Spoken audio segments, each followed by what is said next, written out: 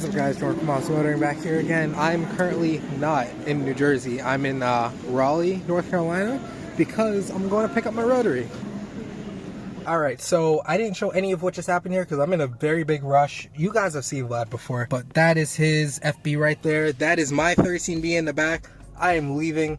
Thank you Vlad so much for everything. This motor is gonna be, this is legit his baby. Time for me to head home and put this thing inside the car. I'm gonna get some ratchet straps for that motor because that's leaning a little bit too much.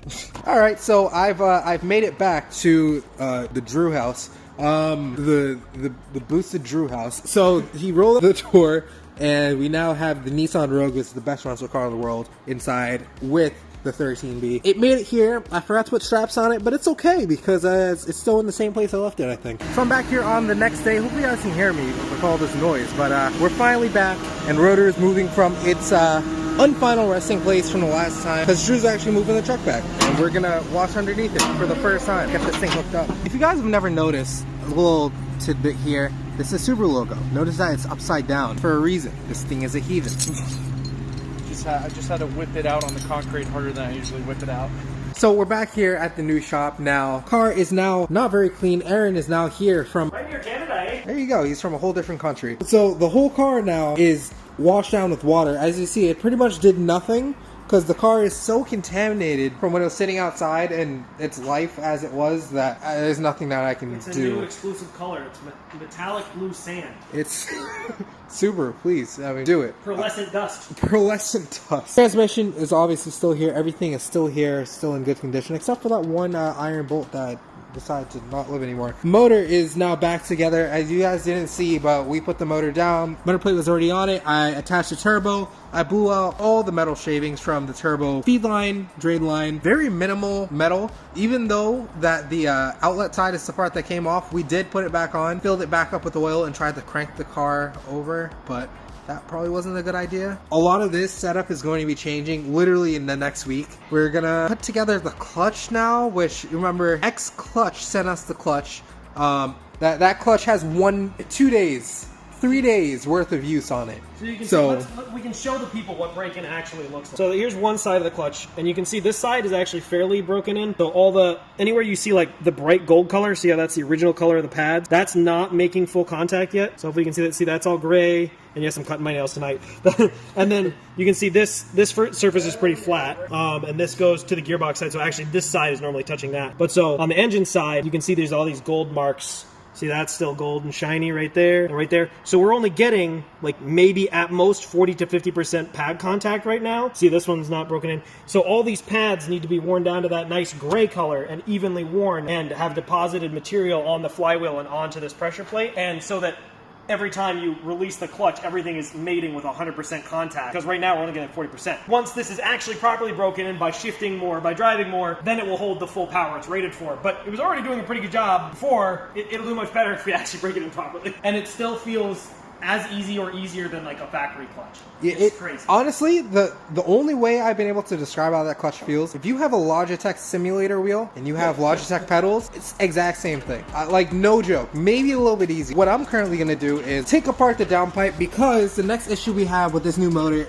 this exhaust, not going to work in its current form. So, as I show right here, the outlet for the turbo right now is a 3-inch. This is a 3-inch flange going down to a 3-inch pipe, going all the way down to the resonator. It hits the resonator, and now the outlet of the resonator, it is 2 1/4, which is nowhere near enough air to support what's going through this thing. So our plan is to pretty much convert every pipe in the back here to 3-inch custom. So yes, we're going to be taking apart the Greddy. Overall, the muffler is already blown out with all the smoke and flames that this thing had. It was already running hot.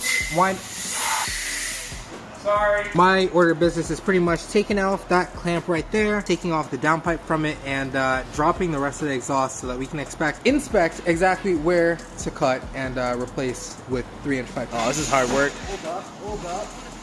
It's hard work. A custom one-piece exhaust that definitely necks down to aluminum. This was supporting 355 horsepower. I don't know how. Next down to like what I would believe. Bro, this is 2 inches. It's like 2 1/4. And then back 2 1/2 there. And then the big old tips. So you need me to... It's all small. Wait, but you're going to leave this part, just make this part bigger, right? Because you have two outlets that are both like 2 1/2. But I'm saying, so you're just going to peel this open to make this inlet into a 3-inch. Yeah. Man's cut it right here. Is an expert. And we just... Alright, so he's just gotten the pipe out. Thankfully, it was only held on with tack welds too, so it's not actually directly going through. Yeah, but that was inside of there, pretty much a tight fit, so there wasn't much getting past it on the inside. But you can see, so that circle that's cut out, well, it used to sit right inside of there. So basically, if you imagine that that's like that, the face of this pipe, which was a square, was sitting right here. So like halfway through that pipe. So all the exhaust gas had to hit the wall of that pipe, go out, and then gets through those baffles, and then goes out the pipe. So that's really restrictive. So we got that cut off. I'm probably gonna hole saw more, and then what we're gonna have is a 3-inch hole saw right there. And then if we take another piece of 3-inch pipe and hole saw it, it'll fit right over that, and we're just gonna weld it in place and have our own 90 that goes in. So we're getting there. That is why you go to engineering school. Actually, no, I don't. I have a programming degree. Yeah, none of us have an engineering degree. I mean, I went to school for medical, so like. See, I have an associate's degree in automotive technology and high performance motorsport. This is high performance right here, I'll tell you that. See, that's why his engine sticking out is engine bay. Brother, if it fits, it ships. Science. Is that what's up with the boom tube as well? Don't talk about it.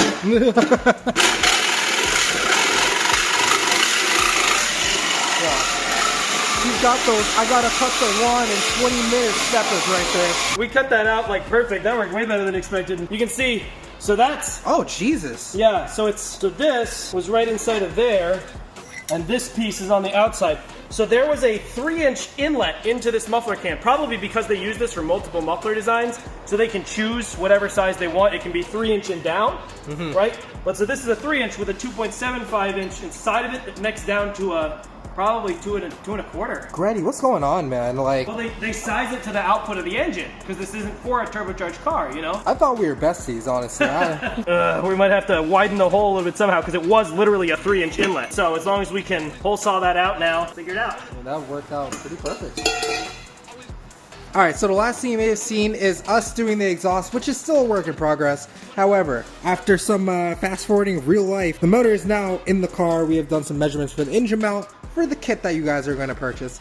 And we're getting in the car now, making sure everything works so that possibly you might have a start up maybe tonight, most likely tomorrow. So now that the motor is in the car, Aaron is going to be doing the final steps of putting our motor mount, or I guess the bushing, in. Now we've graduated, like he said, you're probably watching this video, from using an exhaust hanger to now a sway bar poly mount. So I'm to put it under a mount. I mean, the last thing was cut in half. It was only a little bigger than this, but it was way softer rubber. This is like, has some quality hard poly right there. So this is plenty to hold up.